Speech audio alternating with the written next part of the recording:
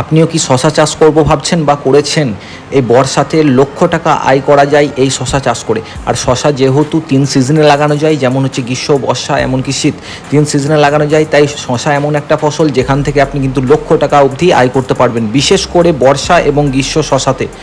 তার জন্য সঠিক নিয়ম, সঠিক পরিচর্যা, সঠিক ঔষধ, এমনকি কোন সময়ে লাগাবেন সেগুলো একদম নখদর্পণ থাকতে হবে আপনার, তবেই কিন্তু আপনি এখান থেকে লক্ষ টাকা আয় করতে পারবেন।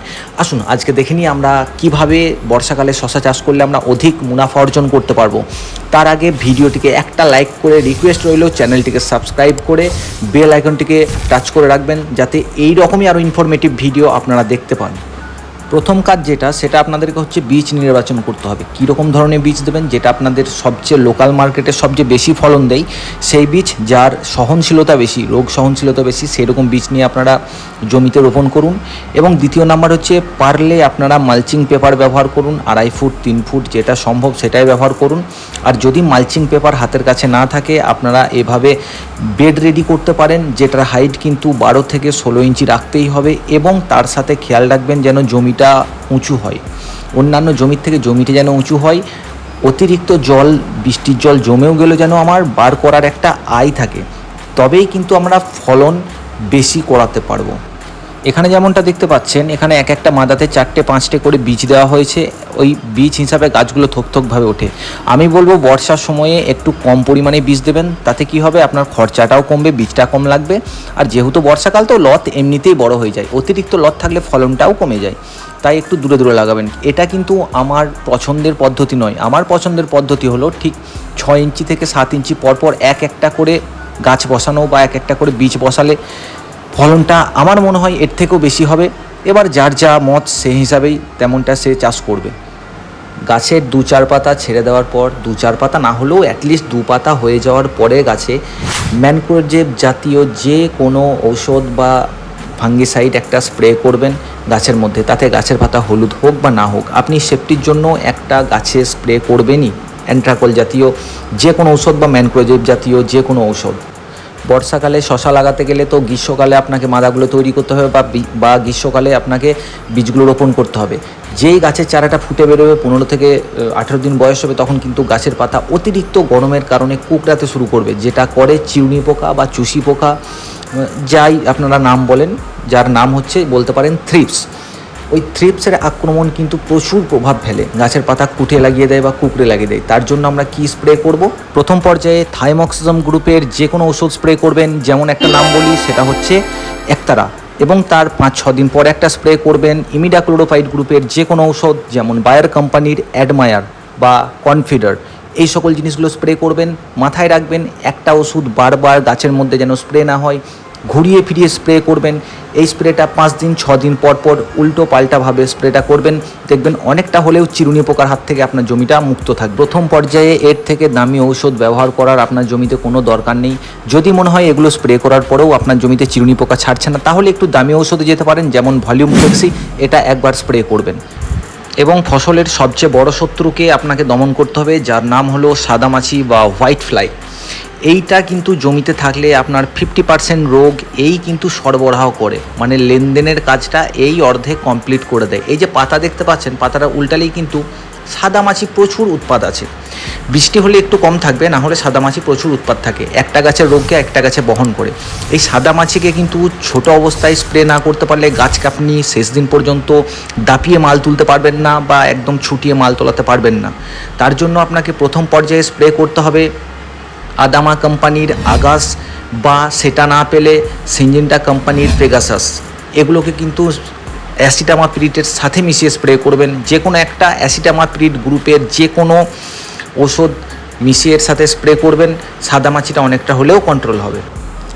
গাছ যেই একটু বাড়তে লাগবে, আবার সেই দুটো অতিথি এসে হাজির হবে আপনার জমির পাতা খেতে। যেমন একটা হচ্ছে লেদা পোকা, এবং 2 নাম্বার হচ্ছে রেড পাম্পকিন বিটেল। এরা কিন্তু পাতা খেয়ে পাতাকে জালির মতো করে দেয়, ফল ছিদ্র করে একদম অবস্থা শেষ করে দেয়। তো তার জন্য আমরা কি করব, প্রোফেনোফস এবং সাইপারমেথিন গ্রুপের যে কোনো ওষুধ একটা স্প্রে করব, যেমন প্রোফেক্স সুপার।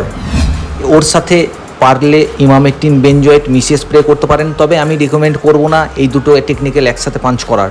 আপনি প্লেন প্রথমে প্রোফেক্স সুপার স্প্রে করবেন, এবং দ্বিতীয় স্প্রে যখন করতে যাবেন তখন ইমামেট্টিন বেনজয়েড গ্রুপের যে কোনো ঔষধের সাথে 1500 থেকে 3000 ppm নিম তেল মিশিয়ে স্প্রে করবেন। কার্যকারিতাকে দ্বিগুণ করে দেবে নিম তেলটা। গাছকে এবং ফলকে সুস্থ রাখার জন্য একটা জিনিস মাথায় রাখতে হবে, পিজিআর কিন্তু আমি 7 থেকে 10 দিনের মধ্যে একবার স্প্রে করব। এটা মাথায় রাখবেন, 7 থেকে 10 দিনের মধ্যে কিন্তু একটা পিজিআর স্প্রে করতেই হবে। যেমন মিরাকুলান বা পিআই কোম্পানির হিউমিসোল বা বায়োভিটা এক্স, না হলে মোভোমিন, এই জিনিসগুলো একটা স্প্রে রাখতে হবে প্রত্যেক 10 দিনের মধ্যে, তবেই কিন্তু আপনার মাল সলিডভাবে নামবে আর ফুলজালি ঝরবে না। পিজিআর এবং কীটনাশকের কথা তো আমরা জানলামই, তার সাথে সাথে শশা গাছে আর একটা খুব মারাত্মক প্রকোপ পড়ে, সেটা হচ্ছে গোড়া পচা বা কাণ্ড পচে যায় বা পাতা পচন ধরে যায় বা পাতাগুলো একদম হলুদ হয়ে কুঠের মতো লেগে যায়। তো তার জন্য কি করতে হবে, রিডোমিল গোল্ডকে একদম পুরো গাছকে ভিজে দিতে হবে গোড়ার থেকে আগা পর্যন্ত, সিনজিন্টা কোম্পানির রিডোমিল গোল্ড।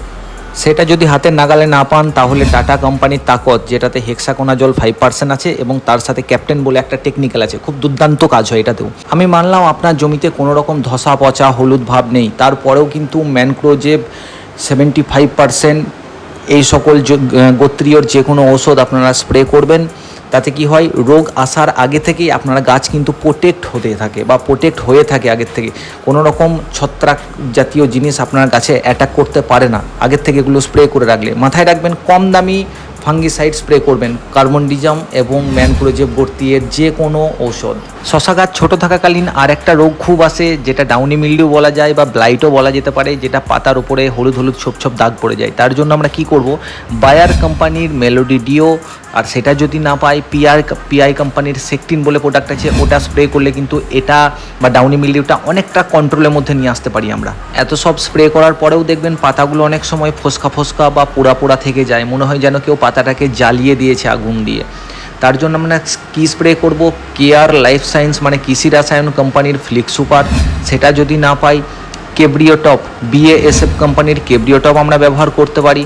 এবং সেটাও যদি না পাই, আমরা যে প্রথমে আলোচনা করলাম টাটা কোম্পানির তাকত, হেক্সাকোনাজল এবং ক্যাপ্টেন, এই দুটো মেশানো যে টেকনিক্যালটা আছে সেটাতেও কিন্তু পাতা পোড়া রোগটা অনেকটা চলে যায়। তাহলে এই জিনিসগুলো অবলম্বন করে চলতে পারলেই কিন্তু আপনার ফলন অনেকটা হলেও আগের থেকে ইনক্রিজ হবে বা বাড়বে। আমি ভিডিওর শুরুতেই কিন্তু বলে দিয়েছিলাম যে ভিডিও শেষে কিন্তু আমরা কিছু টিপস দেবো।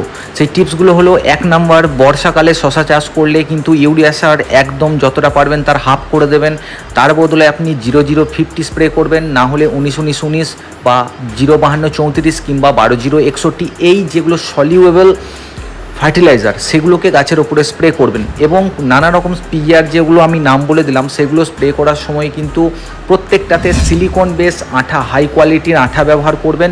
এবং মাথায় রাখবেন, গোড়ার মাটি যেন ভিজে থাকে, তবেই কিন্তু ফলন বাড়বে। কে কোথা থেকে ভিডিওটি দেখছেন আমাকে কমেন্টে জানান। তারপরেও যদি জমিতে আপনার কোনো সমস্যা হয়ে থাকে বা কোনো কিছু প্রশ্ন থেকে থাকে আমাকে কমেন্টে জানান, আমি প্রত্যেক জনকে রিপ্লাই করব।